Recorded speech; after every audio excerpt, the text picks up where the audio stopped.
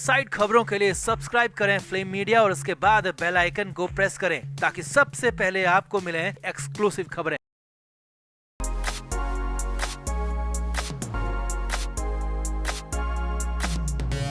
तो नवाब मलिक और संजय राउत दोनों को 16 सितंबर का बेसब्री से इंतजार था। दोनों को उम्मीद थी कि इस बार ईडी की पकड़ जरूर कमजोर हुई होगी और कोर्ट से दोनों को राहत मिल जाएगी, क्योंकि दोनों के ही वकील ऐसा ही झांसा देते आ रहे हैं। वकीलों ने मलिक और राउत को पूरा भरोसा दिया था कि 16 सितंबर को कोर्ट से दोनों के लिए अच्छी खबर जरूर आएगी, मगर हुआ बिल्कुल उलट। दोनों ही बड़बोले नेताओं को कोर्ट से बुरी खबर मिली है और ये खबर किसी बड़े झटके से कम नहीं है। जी हाँ, कोर्ट में जो कुछ हुआ उसके बाद तो मलिक जहाँ परेशान दिखे, वहीं राउत तो बुरी तरह बौखला उठे और एक बार फिर से अपने वकील पर बिफर गए।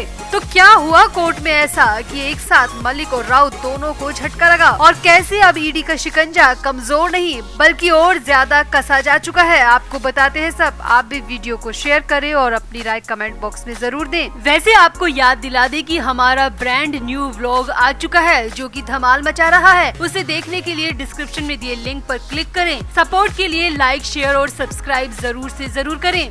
तो दरअसल नवाब मलिक और संजय राउत दोनों ने ही स्पेशल कोर्ट में अपनी अपनी जमानत याचिका लगा रखी थी। दोनों ही अपने अपने केस को राजनीतिक साजिश बता रहे हैं और वही स्वास्थ्य का हवाला देकर जेल से बाहर आने की फिराक में है। अब जहां एक तरफ दोनों के वकील दोनों को यही आश्वासन देते रहे हैं कि इस बार की सुनवाई में कोर्ट उनके पक्ष में फैसला सुनाएगी, तो दोनों ही नेताओं को उम्मीद थी कि इस बार कोर्ट से जरूर कुछ अच्छी खबर आएगी, मगर हुआ बिल्कुल उलट, क्योंकि कोर्ट से दोनों के लिए सिर्फ बुरी खबर आई है। तो पहले आपको नवाब मलिक को लेकर जो अपडेट मिला है उसके बारे में बताते हैं। तो नवाब मलिक जो कि 23 फरवरी 2022 से ईडी के शिकंजे में कसे हुए हैं, वो जेल से बाहर आना चाहते हैं। इसीलिए उन्होंने हाल ही में पीएमएलए कोर्ट में अपनी बेल एप्लीकेशन लगाई थी, जिसकी सुनवाई कोर्ट में हुई। मलिक को लग रहा था कि लगातार खराब सेहत के बाद तो कोर्ट से राहत भरी खबर जरूर आएगी, मगर ऐसा बिल्कुल भी नहीं हुआ, क्योंकि जैसे ही मलिक के वकील का सामना ईडी के एएसजी से हुआ तो पासा पलट गया, क्योंकि ईडी की तरफ से कोर्ट में कहा गया कि नवाब मलिक को किसी भी तरह की राहत ना दी जाए। ईडी ने कोर्ट में मलिक की जमानत याचिका का विरोध किया। ईडी की तरफ से पेश हुए अतिरिक्त सॉलिसिटर जनरल यानी कि एएसजी अनिल सिंह ने मलिक की जमानत अर्जी पर सुनवाई के दौरान साफ शब्दों में विरोध किया और अदालत से मलिक की बेल एप्लीकेशन को खारिज करने की गुजारिश की। ईडी के वकील ने कहा कि मलिक का बाहर रहना हमारे केस के लिए बेहद नुकसानदायक होगा। जब तक जांच चल रही है इन्हें जेल में ही रहने दिया जाए, वरना ये अपने रुतबे और पहुंच से सबूत और गवाहों के साथ छेड़छाड़ करेंगे। जिसके बाद कोर्ट की तरफ से फिलहाल नवाब मलिक को किसी भी तरह की राहत नहीं दी गई है। सामने आया कि कोर्ट से राहत न मिलने के बाद मलिक बेहद परेशान दिखे। वैसे आपको यहाँ पर फटाफट बता दें कि नवाब मलिक 23 फरवरी 2022 से जेल में बंद है। मलिक पर मनी लॉन्ड्रिंग और देश विरोधी गतिविधियों में शामिल होने के साथ साथ दुबई की डी गैंग से ताल्लुक होने के भी संगीन आरोप है। इसी बीच आपको ये भी बता दें कि नवाब मलिक ने कई बार जमानत की अर्जी लगाई है, लेकिन हर बार मलिक को जमानत के नाम पर सिर्फ झटका मिला है। मलिक पीएमएलए कोर्ट के अलावा बॉम्बे हाई कोर्ट और सुप्रीम कोर्ट में भी अपनी जमानत की याचिका लगा चुके हैं, मगर हर बार मलिक को सिर्फ बुरी खबर ही मिली है, कहीं से भी मलिक को राहत नहीं मिली। अब वही संजय राउत की बात करें तो राउत की जमानत याचिका का भी कोर्ट में ईडी ने पुरजोर विरोध किया और कोर्ट से गुजारिश की है कि संजय राउत को किसी भी तरह की राहत ना दी जाए। अब कोर्ट ने भी राउत को किसी भी तरह की राहत देने से फिलहाल इनकार कर दिया है, जिसके बाद तो संजय राउत का पारा कोर्ट में ही हाई हो गया और बाहर निकलकर संजय राउत एक बार फिर से अपने वकील पर बिफरते नजर आए। कोर्ट के बाहर मौजूद मीडिया कर्मियों की माने तो संजय राउत ने अपने वकील से कहा कि अब तक मैंने वही सब किया है जो तुमने मुझे सजेस्ट किया। मैं तुम्हारे हिसाब से बयान देता आ रहा हूँ, तुम्हारे हिसाब से चल रहा हूँ, कोई भी कदम तुम्हारी सलाह के बिना नहीं उठा रहा, तो फिर मुझे जमानत क्यों नहीं मिल रही है। सामने आया कि संजय राउत अपने वकील से बात करते हुए बेहद गुस्से में थे और कई बार उनसे कई तरह के सवाल भी कर रहे थे। सूत्रों की माने तो कोर्ट से राहत नहीं मिलने से संजय राउत बहुत ज्यादा आग बबूला हो चुके हैं और वकील को फटकारते हुए वापस ऑर्थर रोड जेल चले गए। अब खबरें हैं कि संजय राउत अपने केस के लिए तीसरी बार भी वकील बदल सकते हैं। जी हाँ, ये बड़ी खबर है। पिछली सुनवाई के बाद भी राउत ने अपना वकील चेंज किया था और हो सकता है कि इस बार भी संजय राउत अपना वकील बदल ले।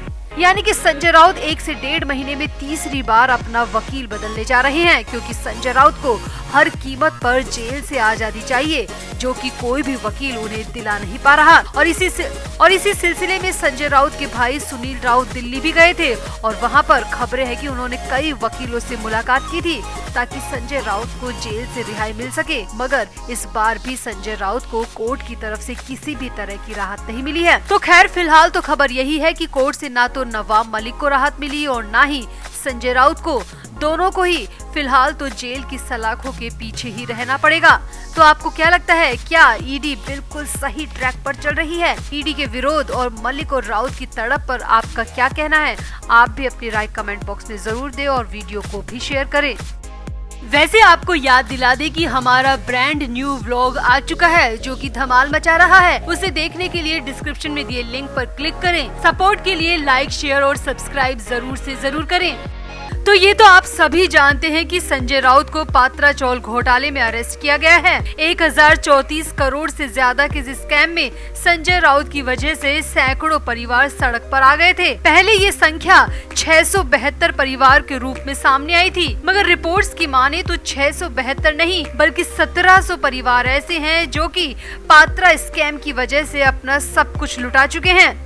दरअसल साल 2007 में पात्रा चौल में रह रहे परिवारों को पक्के घर का सपना दिखाया गया और उन्हें रीडेवलपमेंट की बात कहकर ठगा गया। परिवार पक्के घर के झांसे में आ गए और अपनी अपनी चौल खाली कर खुशी खुशी किराए के घर में रहने लगे, क्योंकि उस वक्त उनसे कहा गया था कि उन्हें किराए के पैसे भी दिए जाएंगे। अब गरीब परिवारों के लिए तो ये किसी सपने से कम नहीं था। चौल की जगह पर पक्का घर मिलना और जितने दिन में फ्लैट बनेंगे उतने दिन का किराया भी मिलना। मगर ये सभी बातें सिर्फ हवाई साबित हुई और बहुत बड़ा घोटाला हुआ।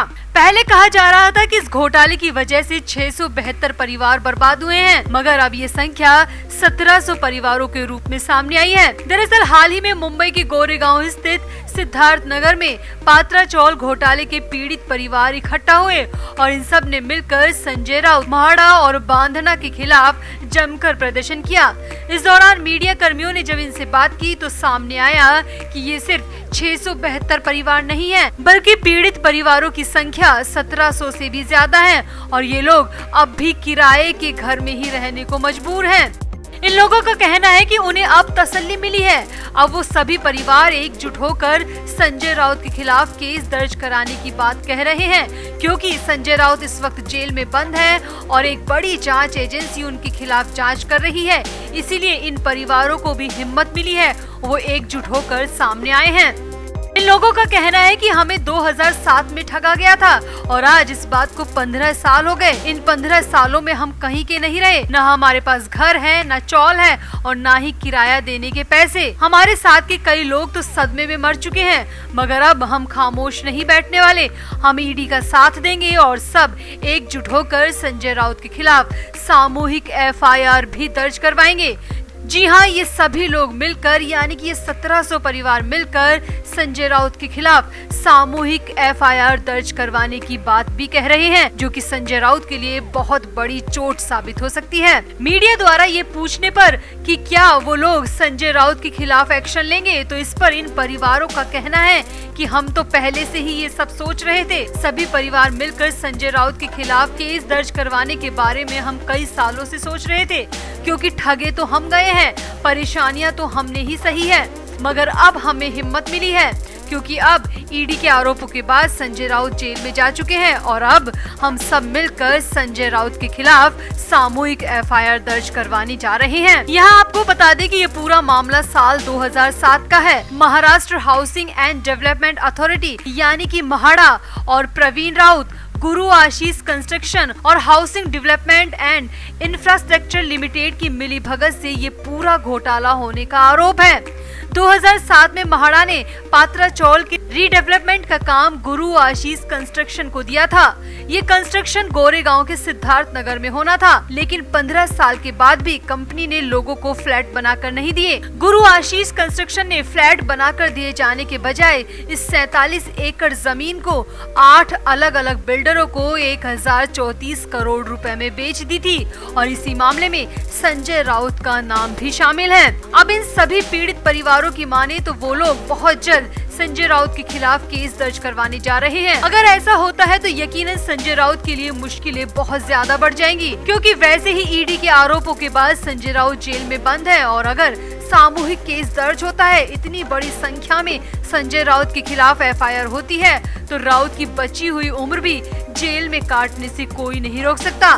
तो आपको क्या लगता है, क्या इन पीड़ित परिवारों को संजय राउत के खिलाफ एक्शन लेना चाहिए? क्या सभी को राउत के खिलाफ सामूहिक केस दर्ज करानी चाहिए? और अगर ऐसा होता है तो संजय राउत कितनी बड़ी आफत में फंस जाएंगे? आप भी अपनी राय कमेंट बॉक्स में जरूर दें और वीडियो को भी शेयर करें।